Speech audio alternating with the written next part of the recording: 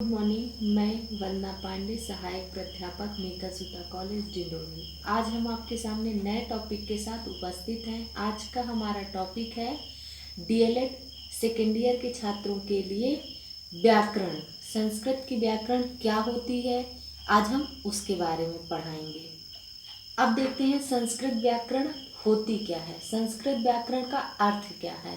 ठीक, तो सबसे पहले देखते हैं संस्कृत व्याकरण ऐसे शास्त्र को कहा जाता है जिसमें भाषा को शुद्ध करने के नियम बताए गए हों और जिससे भाषा के अंग का विश्लेषण किया गया हो, जिसे हम भाषा या व्याकरण शास्त्र कह सकते हैं। अतः उसे व्याकरण कहा जाता है। व्याकरण एक ऐसी विद्या है जिसे शुद्ध बोला जाता हो, शुद्ध लिखा जाता हो तथा शुद्ध पढ़ा जाता हो। अगर ये सारे गुण उसमें नहीं होते तो भाषा विकृत हो जाती है और धीरे धीरे उसका प्रारूप या बोलने की शैली अशुद्ध हो जाती है। तो हम इसको बोलेंगे कि जैसे जैसे जो जो लोग भाषा को बोलते हैं, हम जैसे कोई शब्द बोल रहे हैं, दूसरा कोई कुछ और बोल रहा है, तीसरा कुछ और बोल रहा है, उस प्रकार भाषा अशुद्ध होने लगती है और विकृत हो जाती है। तो हम देखते हैं व्याकरण एक ऐसा विषय होता है जिसमें नियम होते हैं, उनके उदाहरण लिखे होते हैं तथा उसमें सुंदरता भी उपलब्ध होती है। ऐसे शास्त्र को हम व्याकरण शास्त्र कहते हैं। अब देखते हैं कि व्याकरण की परंपरा क्या होती है। व्याकरण की परंपरा को दो भागों में बांटा गया है। पहला है बृहस्पति परंपरा और दूसरा है महेश्वरी परंपरा। हमारे जो ग्रंथ हैं उसमें सबसे ज्यादा काम या प्रयोग में महेश्वरी परंपरा लाई जाती है, जो ज्यादा लॉजिकल है, सरल है एवं सुविधाजनक है। तो आइए सबसे पहले देखते हैं बृहस्पति परंपरा के बारे में, जानते हैं और उसके बारे में थोड़ा सा पढ़ेंगे भी। तो अब देखते हैं कि बृहस्पति का अर्थ क्या होता है। बृहस्पति का अर्थ है इंद्र की प्रथम व्याकरण माना जाता है तथा व्याकरण को पहली प्रस्थाना या बृहस्पति को माना गया है। और महेश्वरी परंपरा के बहुत सारे प्रकार होते हैं या बहुत सारे उसके प्रयोग में लाए जाते हैं, जैसे पॉइंट बोलेंगे या महत्व बोलेंगे या उसकी उपयोगिता, आप जो भी चाहें। महेश्वरी परंपरा के अनुसार भगवान महेश्वर प्रथम व्याकरण करता है। दूसरा पॉइंट है महेश्वर सूत्रों के माध्यम से पाणिनि को व्याकरण का ज्ञान हुआ था। इस परंपरा को पाणिनि परंपरा भी कहा जाता है। इस परंपरा को वैसे माना जाए तो ये अधिक तार्किक एवं मनोवैज्ञानिक भी है। अब तक जो हमने आपको बताया वो सारी व्याकरण की बेसिक जानकारी है, जैसे बृहस्पति परंपरा और महेश्वरी परंपरा, ये सब बेसिक नॉलेज है। अब इसके आगे हम देखते हैं व्याकरण। अब हमारा यहाँ से व्याकरण का प्रकरण प्रारंभ होता है। सबसे पहले देखते हैं कि व्याकरण की उत्पत्ति कैसे हुई, उसके कितने प्रकार होते हैं। तो हम बात करते हैं व्याकरण के 3 प्रकार होते हैं, जैसे व्याप्ति, अर्थ और महत्व।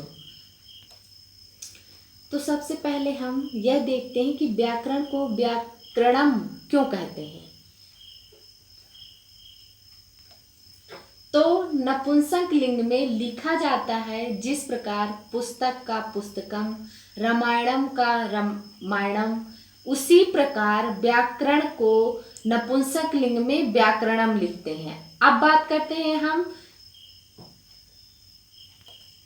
व्युत्पत्ति का अर्थ होता है जहां विशेष रूप से उत्पत्ति की जाए, विशेष उत्पत्ति को ही व्युत्पत्ति कहते हैं। तो हम देखते हैं कि व्याकरण की व्युत्पत्ति कैसे होती है।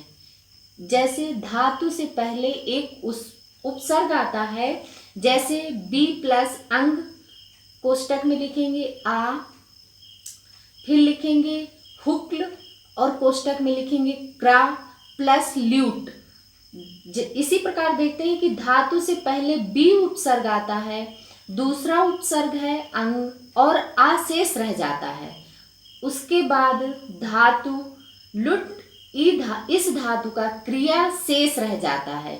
इसके बाद प्रत्यय आता है, लुट प्रत्यय का यू शेष रह जाता है।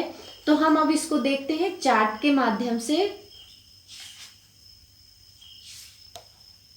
जब हम इनको जोड़कर लिखते हैं, जैसे बी प्लस आ बन जाता है ब्या, तो इसमें कौन सी संधि आएगी? यण संधि। इसको हम जब लिखते हैं उसके बाद में जो क्रय बचता है, तो क्रय का गुण कार्य करने पर कर शेष रह जाता है और लुट का यू शेष रह जाता है, तो इसका अन आदेश हो जाता है।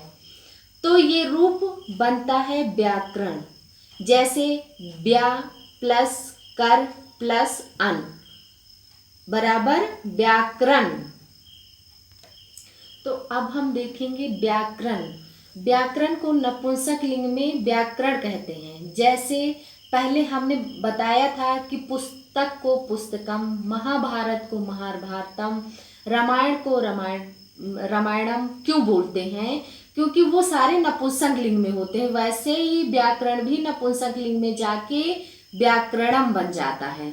अब बात करते हैं व्युत्पत्ति किसे कहते हैं और उसका अर्थ कैसे निकालते हैं। बुत क्रियन्ते बुत्यांधे शब्दः अन्यान्ये इति व्याकरणम, अर्थात इसके द्वारा विकृति की जाती है, उसे व्याकरण कहते हैं। ये तो व्युत्पत्ति के आधार पर अर्थ हुआ। अब हम देखते हैं कि व्याकरण का अर्थ पाणिनि के अनुसार क्या होता है। पाणिनि शिक्षा के अनुसार साधु असाधु, सही गलत शब्दों के ज्ञान का शास्त्र ही व्याकरण कहलाता है। अर्थात हम कह सकते हैं कि व्याकरण उस शास्त्र को कहा जाता है जिसमें भाषा के शुद्ध करने, बोलने, नियम आदि सब कुछ बताया गया हो। किसी भी भाषा के अंग प्रत्यंग का विश्लेषण तथा विवेचना व्याकरण या ग्रामर, कुछ भी आप बोल सकते हो, उसे व्याकरण कहते हैं। व्याकरण वह विद्या होती है जिसके द्वारा किसी भाषा को शुद्ध बोला, शुद्ध पढ़ा और शुद्ध लिखा जाता हो। अब हम देखते हैं महत्व। भाषा को प्राण तत्व व्याकरण है। भाषा का प्रवेश द्वार व्याकरण है। भाषा को शुद्ध रूप से जानने के लिए व्याकरण शास्त्र का अध्ययन किया जाता है। व्याकरण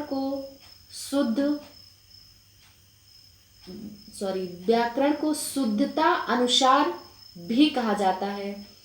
मुख व्याकरण स्तंभ, पाणिनि के अनुसार व्याकरण को मुख की संज्ञा दी गई है। यह संस्कृत व्याकरण के हमारा प्रथम पाठ था। इसके बाद हम दूसरा पार्ट लेके आएंगे। तब तक के लिए धन्यवाद। Thank you.